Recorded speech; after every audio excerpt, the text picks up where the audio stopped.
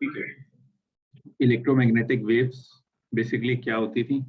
वो वेव्स होती थी जिन्हें किसी मीडियम की जरूरत नहीं होती थी। यहाँ से हमारा डिस्कशन शुरू हुआ। अब हमने जो चीज पढ़नी है वो हमने ये पढ़नी है कि भाई इलेक्ट्रोमैग्नेटिक वेव्स में अदर देन लाइट भी क्या कुछ होता है या नहीं होता? तो बिल्कुल होता है। उसको हम कहते हैं पूरा का पूरा स्पेक्ट्रम, इलेक्ट्रोमैग्नेटिक स्पेक्ट्रम। अब इलेक्ट्रोमैग्नेटिक स्पेक्ट्रम में क्या क्या होता है भाई? इलेक्ट्रोमैग्नेटिक स्पेक्ट्रम में होती हैं radio waves, microwaves, infrared waves, visible जिसे आप लाइट कह रहे हो, और फिर इस लाइट के अंदर भी आपको बताना है कि और भी डिफरेंट रेज होंगी। फिर होंगी अल्ट्रा वायलेट,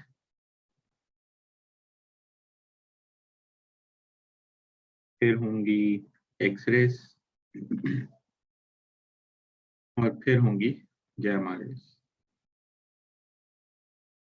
ठीक है, तो ये मैंने याद रखा था। कैसे याद रखा था? सर ये आखिरी वाली क्या है, गामा रेज? जी जी, ये मैंने याद रखा था ऐसे।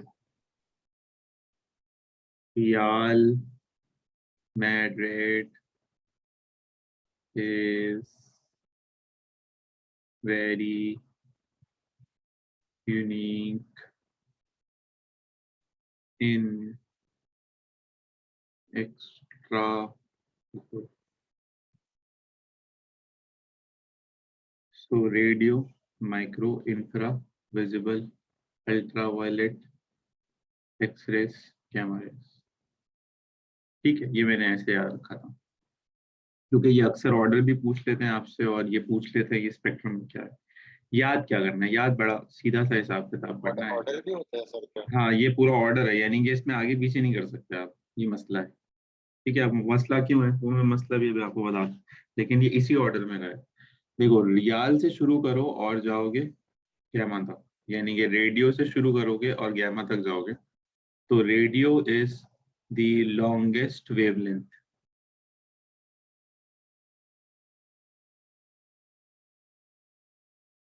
ठीक है, ये शॉर्टेस्ट वेवलेंथ है।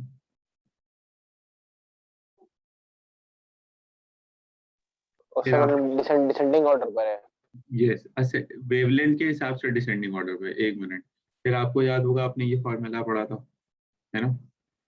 तो अब अगर मैं यहाँ से वी की बात करता हूँ तो वी तो इन सब के लिए सेम है, 3 एक्सपोनेंट 8 है सबके लिए, चाहे वो रेडियो है, चाहे वो विजिबल है, चाहे वो सबके लिए यही है। तो अब समझ में मतलब आएगा सर आपको। फ्रीक्वेंसी पे रह जाएगी ना डिफरेंस? हाँ, यानी कि अब आ जाए आप, अगर इसका रिलेशन बना लें इन दोनों का, किन दोनों का?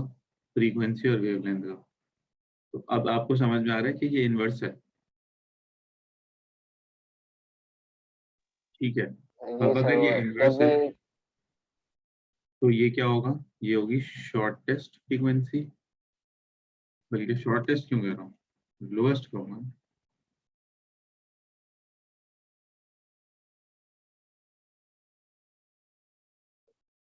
ये होंगी हाईएस्ट फ्रीक्वेंसी, यानी कि यहाँ वेवलेंथ ज्यादा थी तो यहाँ फ्रीक्वेंसी क्या है? कम है। यहाँ पे वेवलेंथ कम है तो यहाँ पे फ्रीक्वेंसी क्या है? ज्यादा है। ये बात आप सबको समझ में आती है?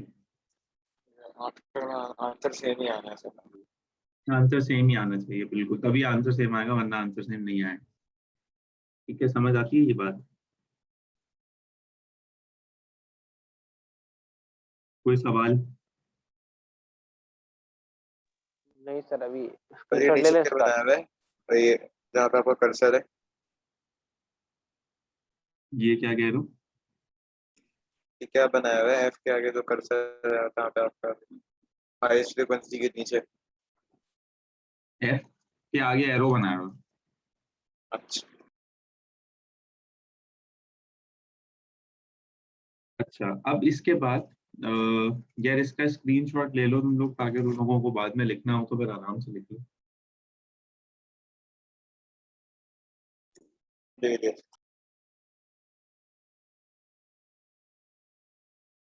मैं ना इसको कहीं सेव करता हूँ।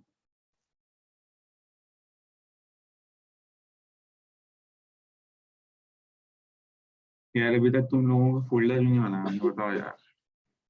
ग्रेड 11 की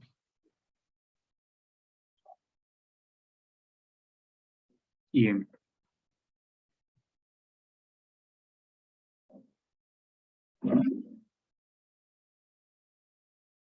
अच्छा, अब ये एक बात हो गई। फिर आते हैं रेडियो। ये तो चीज आएगी पेपर में, एक तो ऑर्डर आएगा, उनको मतलब सवाब मिलता है, पता नहीं क्यों, मतलब उनको पूछना होता है बार बार, ये बार बार पूछता रहता है वो। बाकी हमने लिखा और लास्ट में हमने लिखा गैमा रेस, जिसका मैंने सिंबल बनाया था, ठीक है। अब इसके बाद ना इनकी एप्लीकेशन है। वो एप्लीकेशन जाहिर है आपको किताब में ज्यादा अच्छे तरीके से मिल जाएंगी, क्योंकि वहां तस्वीर भी बनी होगी। भाई रेडियो वेव्स कहाँ इस्तेमाल होती हैं, सवाल। तो रेडियो वेव्स को रेडियो क्या क्यों रहे, पहले तो ये सोचो।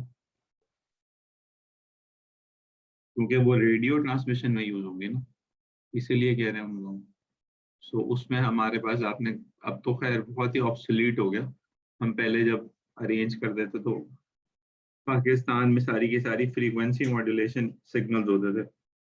कभी सुना है FM 100, FM 96? एक होता सर है वो जो एम्पलीट्यूड यंगर रेंज मॉड्यूलेशन। सब फ्रीक्वेंसी होती है।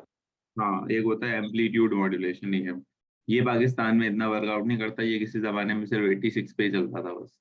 तो अब तो खैर है ही नहीं, अब तो कोई इसकी एप्लीकेशन है ही नहीं, लेकिन फिर भी थोड़ा बहुत कभी कभार रेडियो चलता है। ये नहीं कि तुम लोग ये नहीं कह सकते कि तुम लोगों ने रेडियो बिल्कुल सुना ही नहीं, है ना।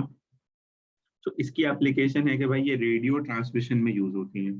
रेडियो ट्रांसमिशन में यूज होती है, क्यों यूज होती है, क्योंकि लॉन्गर वेवलेंथ है ना, तो आराम से शहर के अंदर जो है ना एक जगह से दूसरी जगह चली जाती है, ठीक है।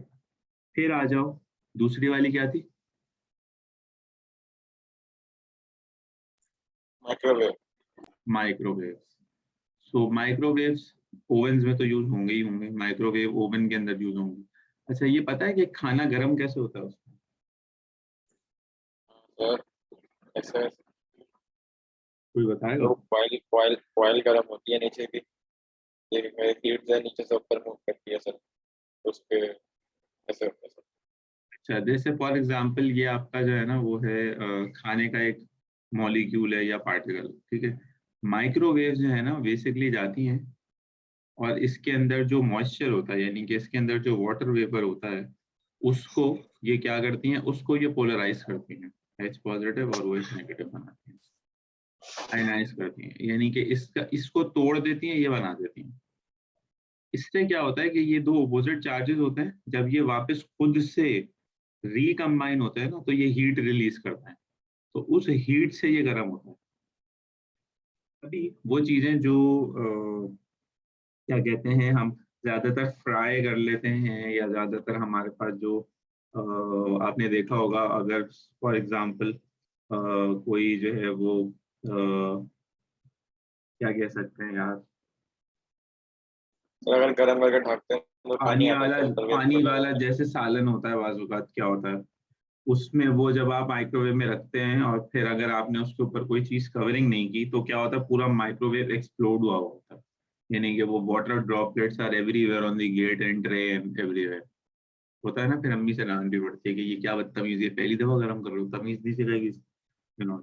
तो वो इस तरह से वाटर वेपर्स को आयनाइज कर देते हैं, वो आयनाइज होते हैं, वो स्प्लिट हो जाते हैं। तो जब वो रिकम्बाइन होता है ना, तो फिर वो खाना जबरदस्त किस्म का गर्म होता है, ठीक है। तो सबसे पहले तो ये माइक्रोवेव्स के अंदर यूज होता है। इसके अलावा भाई ये सैटेलाइट टेलीविजन के अंदर भी यूज होता है, ठीक है।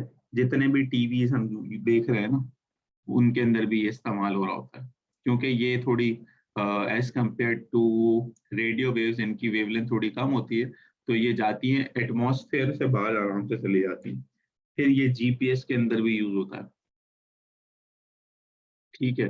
तो ये कुछ एप्लीकेशन है इनकी जो आपको याद रखनी है। फिर आ जाए इंफ्रारेड। इंफ्रारेड कहाँ यूज होती है भाई? तो इंफ्रारेड पहले तो यूज टेम्परेचर होती थी, सेंस करने में, टेम्परेचर हाँ, सेंस करने जबरदस्त टेम्परेचर सेंसर्स पहले ये यूज होती थी, डेटा क्या कहते हैं, क्या कहना चाहिए, डेटा स्टोरेज कहना चाहिए, डेटा शेयरिंग कहना चाहिए। आपने ब्लूटूथ का तो नाम सुना है, आपने शायद NFC पोर्ट का भी नाम सुना होगा, आपने इंफ्रारेड पोर्ट का नाम नहीं सुना होगा। पहले जब स्मार्टफोन्स आए थे ना, सबसे पहले जो स्मार्टफोन्स आए थे उसमें इंफ्रारेड पोर्ट होती थी। उसमें क्या करते थे, एक मोबाइल फोन को दूसरे मोबाइल फोन के बिल्कुल साथ जोड़ के रखते थे चिपका के, फिर एक पिक्चर भेजते थे ना अगर दूसरे को, तो उसमें तकरीबन 2-3 मिनट लगते थे। तो डेटा इतनी आराम आराम से शेयर होता था। तो इंफ्रारेड पोर्ट अगर आपने देखनी है कि होती कैसी है, तो जो आपका क्या कहते हैं टेलीविजन का रिमोट होता है ना, टीवी रिमोट, उसके आगे जो नीचे की तरफ बल्ब होता है वहां पे देखिएगा। सर ये वो ग्लास जैसा जो होता है थोड़ा सा। बिल्कुल, वो इंफ्रारेड पोर्ट होती है। जो टेलीविजन रिमोट के अंदर सेंसिंग होती है वो बेसिकली इंफ्रारेड सेंसिंग होती है। वो इतनी सिंपल होती है कि अगर आप उस रिमोट के आगे अपनी ये बल्ब जो लगा हुआ है इसके आगे आप अपना हाथ रख लें, उंगली रख लें, तो आप चैनल चेंज नहीं कर सकेंगे। जैसे आपके जो AC होते हैं वो उनके भी रिमोट्स होते हैं, वो भी इसी तरह से होते हैं। तो ये इंफ्रारेड पोर्ट्स बेसिकली इसलिए यूज होती है। फिर ये जो है, अब तो हमें पता है कि वो टेम्परेचर थर्मोमीटर जैसे इस्तेमाल हो रहा होता है, जो हमारे गेट पे वो कर रहे होते हैं अंकल। सर ये आर्मी इस्तेमाल करते हैं बॉम्ब बॉम्ब देखने के लिए।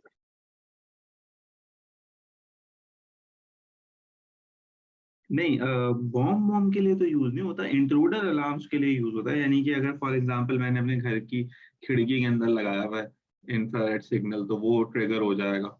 लेकिन बॉम्ब्स को कैसे डिटेक्ट करेंगे? सर वो थर्मल रेडिएशन देता है ना, उस वजह से अच्छा अच्छा, हाँ हो सकता है, हो लोकेट करता है। सकता है। हाँ बिल्कुल हो सकता है, कोई कोई ना कोई एप्लीकेशन कहीं ना कहीं निकल आएगी। सही कह रहे हो बेटा, हो सकता है। ठीक है, आगे आ जाते हैं। और इसके बाद कौन था? रेडियो हो गया, माइक्रो हो गया, इंफ्रारेड है, इसके बाद क्या है? Visible light. तो विजिबल लाइट है तो हम एक दूसरे को देख रहे हैं, मतलब सब कुछ विजिबल है in simple terms. Visible light का सबसे अच्छा जो ज़ाहिर है हम यूज बता सकते हैं, वो बता सकते हैं ऑप्टिकल फाइबर, कि डेटा कम्युनिकेशन होता है थ्रू ऑप्टिकल फाइबर, है ना। ये तो आप जानते हैं कि ऑप्टिकल फाइबर क्या होती है। पता है आप लोगों को ऑप्टिकल फाइबर क्या होती है? जी सर, हमने सेल्फ स्टडी पर आया सर, आपने टोटल वेबसाइट दी थी टोटल ना। Internal reflection. जबरदस्त, गुड। ये बताओ, देखा है? नहीं सर, देखा सर कभी नहीं है। सर लगी हुई है घर पे। यार वो डायग्राम दिखाए थे सिर्फ ऐसा हो टेक्स्ट नहीं बुक पे। सकता कि तुम लोगों ने ना देखा, तुम लोगों को अंदाजा नहीं होगा कि तुम लोगों ने देखा है। हमने देखो देखा यार, होगा लेकिन पता नहीं होगा ये ऑप्टिकल फाइबर होता है। जो डेटा यार हम जो हमारे घर में वो हाई DSL कनेक्शन होते हैं, यानी कि अगर आपके पास स्ट्रॉन्ग फाइबर का है, ट्रांसवर्ल्ड का है, तो उन्होंने ऑप्टिकल फाइबर ही डाली होती है डेटा के लिए, घर में जो आ रही होती है, मेन राउटर में जो जा रही होती है। जी सर, वो डबल लेयर तार जो होती है ना। हम्म।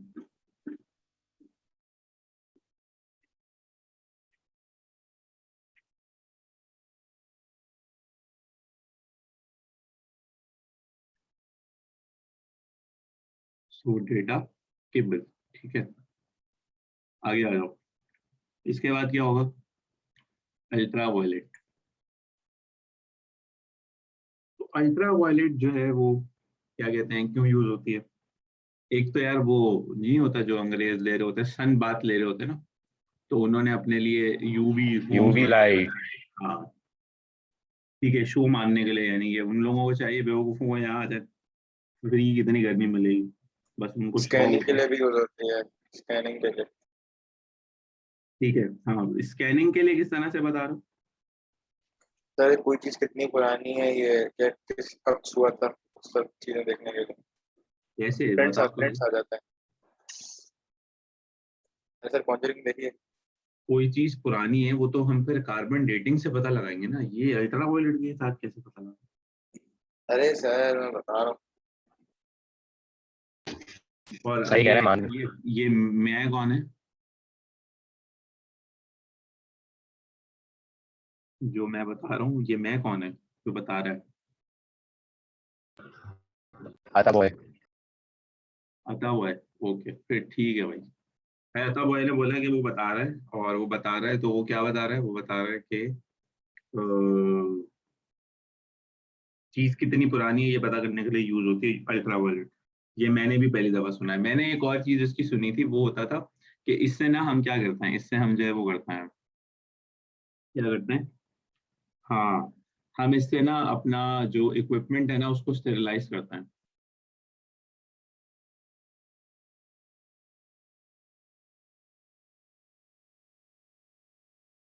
जो डेंटिस्ट्री के आइटम्स होते हैं, जैसे उसका जो डॉक्टर साहब का वो पूरा का पूरा क्लास होता है जिससे वो दांत निकालता है, फिलर्स होते हैं, इंजेक्शन होते हैं, वो सारे के सारे स्टेरिलाइज करते हैं उससे यूवी सर ये भाई रेडिएशन। यूवी रेज होती है ना जो ओजोन लेयर तोड़ती है। बिल्कुल बिल्कुल बिल्कुल, ये सारा वही है, वही है ये एक्सरे। नेक्स्ट, एक्सरे कराने के अलावा किस लिए इस्तेमाल होती है, सबसे ज्यादा मजे की चीज तो ये है कि ठीक है, एक तो ये एक्सरे जो है वो यूज होती है एक्सरे डेवलप करने के लिए। अच्छा, एक्सरे डेवलप कैसे होता है, देखो वो जो ब्लैक कलर का होता है ना पोर्शन, उसके आगे हम अपने रखते हैं हाथ, ठीक है, और यहाँ से एक्सरे थ्रो करता है। तो X ray are basically absorb by bones, तो बोन जहाँ होती है ना वहां से एब्जॉर्ब हो जाती है वो, ठीक है, तो फ्लैश में से वो पास ऑन हो जाती है आराम से। तो वो पूरी शीट ओरिजिनली वाइट होती है, पूरी ओरिजिनली वाइट होती है वो, ठीक है, हमें तो ब्लैक कलर की मिलती है ना, ब्लैक और व्हाइट, वो ओरिजिनली वाइट होती है पूरी। और जब बोन से एब्जॉर्ब हो जाती है तो जहां जहां बोन्स नहीं होती वहां वहां से पीछे एक्सरे उसको स्ट्राइक करती है और वो सारी काली हो जाती है। तो फिर हमें समझ में आता है कि अच्छा, ये जो एक्सरे बना है हमारा हाथ का, ये इसलिए बना है क्योंकि यहाँ पे फॉर एग्जांपल फ्रैक्चर था, तो यहाँ से ये ब्लैक हो रही है, ब्लैक लाइन नजर आ रही है यहाँ पे, तो पूरा हाथ तो वाइट है, यहाँ पे ये ब्लैक लाइन नजर आ रही है, तो वो फ्रैक्चर शो होता है। ठीक है, समझ आई। तो एक्सरे बोन एब्जॉर्ब कर जी लेती है, सर। फ्लैश एब्जॉर्ब कर नहीं सकता, बस ये याद रखो। तो जिस चीज के ऊपर हम उसका इमेज ले रहे होते हैं वो पूरा का पूरा जो है वो वाइट होता है ओरिजिनली, जब उसको एक्सरे आके टक्कर मारती है तो वो ब्लैक हो जाता है। अच्छा जी, इसके अलावा एक्सरे जो है वो भाई कैंसर ट्रीटमेंट के लिए भी यूज होती है। एक्सरे जो है वो क्या कहते हैं, इमेज फॉर्मेशन के लिए भी यूज होती है। थर्मल स्कैनर जो एयरपोर्ट के अंदर लगे होते हैं ना, वहां पे भी ये इस्तेमाल हो रही होती है। बैग वगैरह को जो चेक कर रहे होते हैं, वो जो तुम गुजारते हो उसके अंदर से बेल्ट में से, वो भी वहां पे भी एक्सरे यूज हो रही होती है। तो एक्सरे वाइड एप्लीकेशन, सो एयरपोर्ट सिक्योरिटी के लिए भी यूज होती हैं, मेडिकल पर्पजेस के लिए भी यूज होती हैं, कैंसर ट्रीटमेंट के लिए भी यूज होती हैं। ठीक है, अच्छा जी, अब क्या रहेगी, लास्ट में रहेगी गैमा रेज। सो गैमा रेज किस लिए इस्तेमाल होती हैं, भाई गैमा रेज इस्तेमाल होती हैं बेसिकली गैमा नाइफ में। गैमा नाइफ क्या होती है, गैमा नाइफ होती है कि पहले जमाने में ये होता था कि जहाँ पे भी कैंसर सेल इनको मिलता था ना, ये उस पूरे इलाके में कैंसर रेडिएशन स्ट्राइक करते थे, कीमोथेरेपी करते थे और वो सब जल जाता था। तो अब ये करते हैं कि एग्जैक्टली उस सेल को हिट करते हैं, यानी कि एक सेल को तोड़ते हैं, तो इधर उधर का डैमेज नहीं होता, तो इसको कहते हैं गैमा नाइफ। ठीक है, और ब्रेन ट्यूमर है जैसे, तो आप ब्रेन के अगर किसी एक हिस्से में फॉर एग्जांपल उनको कोई ऑपरेशन या सर्जरी करनी है, तो दूसरा हिस्सा तो डैमेज नहीं होना चाहिए, तो वो उस हिस्से के अंदर जो है ना फिर ये काम कर रहा है। तो दिस इज गैमा नाइफ जिसकी ये सर बात है। पहले पहले क्या करते थे ब्रेन ट्यूमर सही करने के लिए? पहले तो काटते थे ना, खोल लेते थे, बाहर निकाल लेते थे दिमाग, फिर उसके बाद बंदा या तो पैरालाइज हो जाता था या उसके बोलने बोलने की शक्ति खत्म हो जाती थी, तो ये होता था। अब ये होता है कि बहुत सारी ऑपरेशन सर्जरी ऐसी हैं जो सिर्फ वो रेडिएशन से कर देते हैं, जैसे वो नहीं कहते लेजर ट्रीटमेंट करा ली मैंने, तो स्टोन है जैसे किडनी स्टोन है या पैनक्रियाटिक स्टोन होता है, उसको लेजर से डिस्ट्रॉय कर देते हैं। तो इसका फायदा ये होता है कि आपकी बॉडी बंद ही रहती है और काम हो जाता है आपका। लेकिन सर वो रेस तो हार्म करती है ना कहीं कुछ जी हाँ, साइड एक्सटेंड इफेक्ट्स तक तो तो। बहरहाल हैं उसके, उसको तो कोई डिनाई नहीं कर रहा, लेकिन ये है कि निस्बतन सेफ है पहले वाले जो ऑपरेशन होते थे उससे। ठीक है, ओके। अच्छा जी, फिर अब हम बात करते हैं भाई, इलेक्ट्रोमैग्नेटिक वेव्स तो पूरी दुनिया में हर वक्त है हमारे पास, तो इनके कोई ना कोई जो है वो इफेक्ट्स भी होते होंगे, दे आर ऑलरेडी प्रेजेंट। तो सबसे पहली चीज तो ये कि सर नया ज्यादातर, पेज लगा दें सर, अब बहुत गिच पिच लग रही है वो, नोट्स नहीं ले पाएंगे बाद ये यकीनन ताशफीन होगा। अच्छा भाई, नया पेज ले लिया मैंने, क्या था आगे, मैं क्या कह रहा था, हाँ, ये हमारे पास हर वक्त होते हैं, हमारे एनवायरनमेंट में अभी भी हैं सारी की सारी। सारी की सारी इलेक्ट्रोमैग्नेटिक रेज। तो इनके कुछ सोर्सेज भी होते होंगे, ये कहाँ से आती है? तो भाई इसका सबसे बड़ा सोर्स है कॉस्मिक रेडिएशन। दुनिया भर के अंदर कोई ना कोई स्टार बन रहा है, कोई ना कोई प्लैनेट तबाह बर्बाद हो रहा है, किसी ना किसी सूरज का दिमाग खराब हो रहा है, तो वो रेडिएशन एमिट कर रहा है, तो वो हमेशा हर वक्त हमारे पास मौजूद होती है। फिर इसके बाद हमारे पास जो एनवायरमेंट में एक अदद गैस है, नोबल गैस, रेडॉन गैस।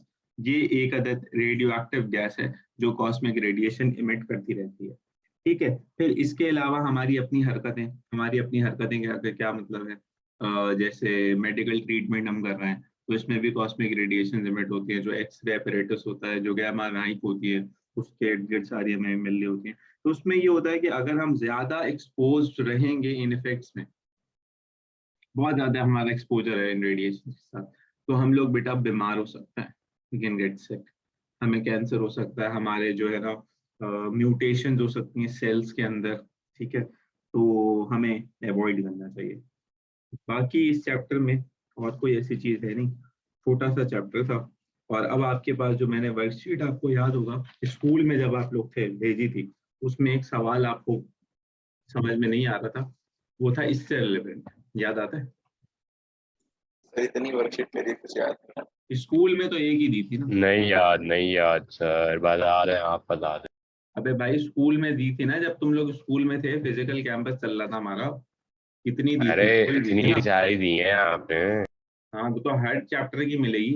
तो उसके अंदर ढूंढना, एक सवाल जो था वो नहीं हो रहा था तुम लोगों से, वो इसका था, ईएम स्पेक्ट्रम। सवाल क्या था ये मैं अभी समझा दें। सबसे ऊपर ईएम स्पेक्ट्रम ही लिखा हुआ है, यानी कि वो बना हुआ है, रेडियो वेव हाँ बनी हुई है, हाँ सर। एक बार बनी हुई है। ठीक है, तो वो हाँ अब सही है, हो सही सकता सही। है।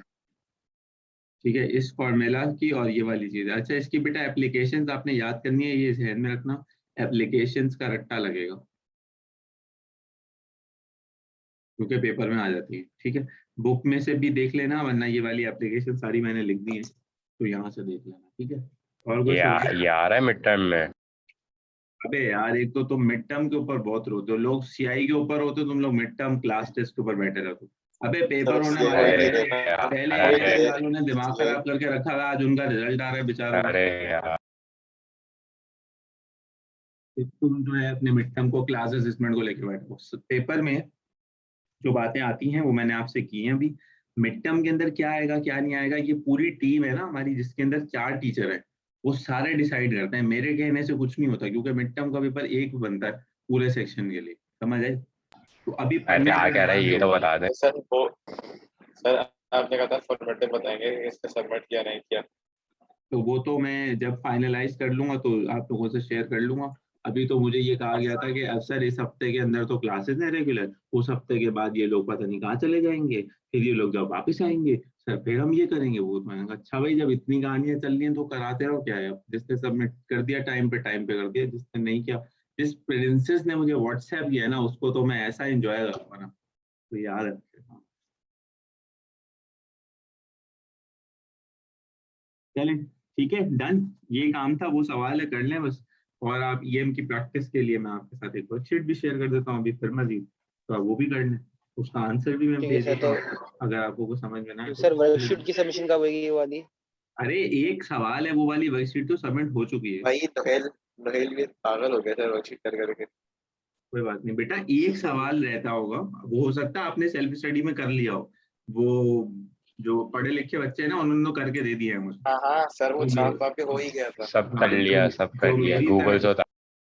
जो मेरी तरह के हैं ना थोड़े स्लो, उनका रहता होगा, तो इसलिए मैं कह रहा हूँ वो देख लें आराम से, तो हो जाएगा सबका। बाकी एक वर्कशीट में भेजूंगा अभी इससे रिलेवेंट, वो आपको करनी होगी।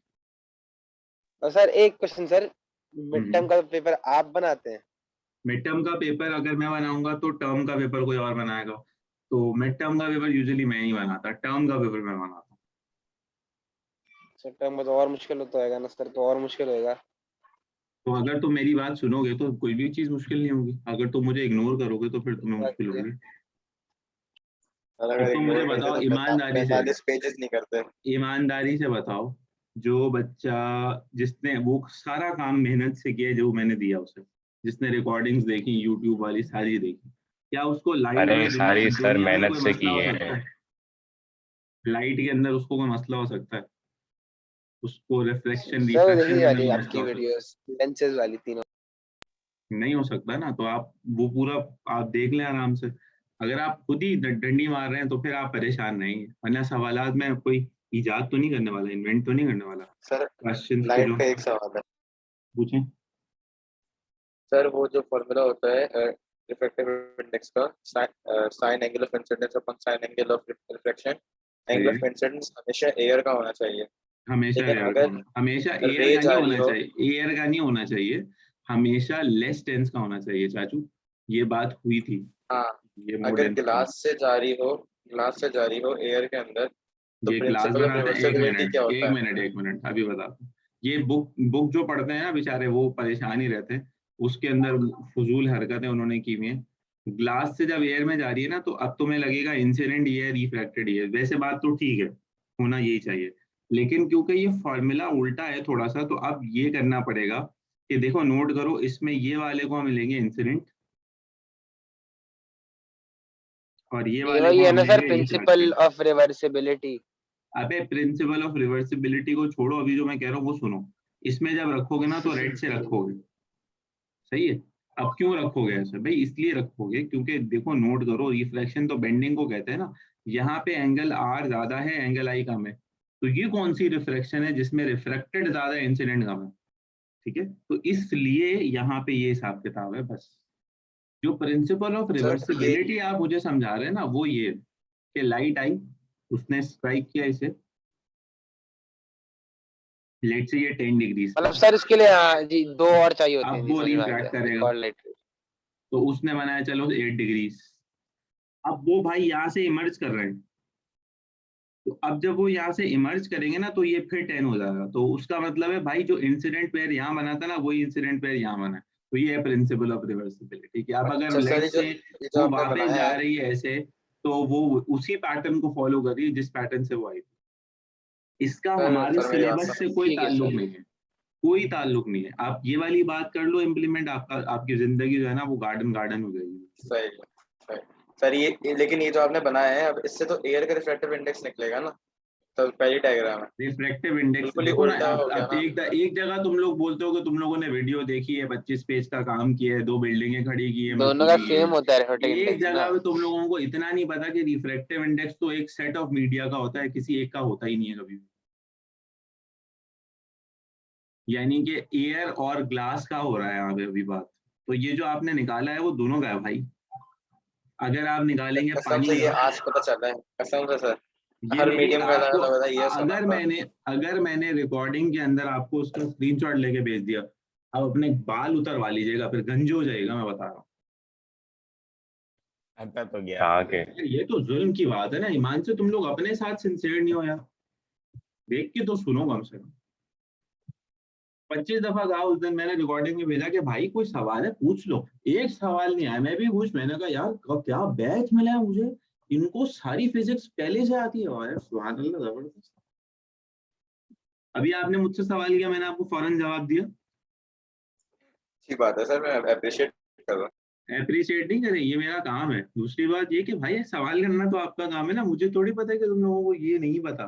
पता होगा तो मैंने अज्यूम कर लिया कि पता है भाई, ठीक है, नहीं पता तो पूछो और पूछ लो। ऐसे बहुत अच्छा सा, बहुत मजा आया। सही हो गया सर, गुड। चलें, छुट्टी, डन, बाय। अल्लाह हाफिज सर। ओके भाई, अल्लाह हाफिज।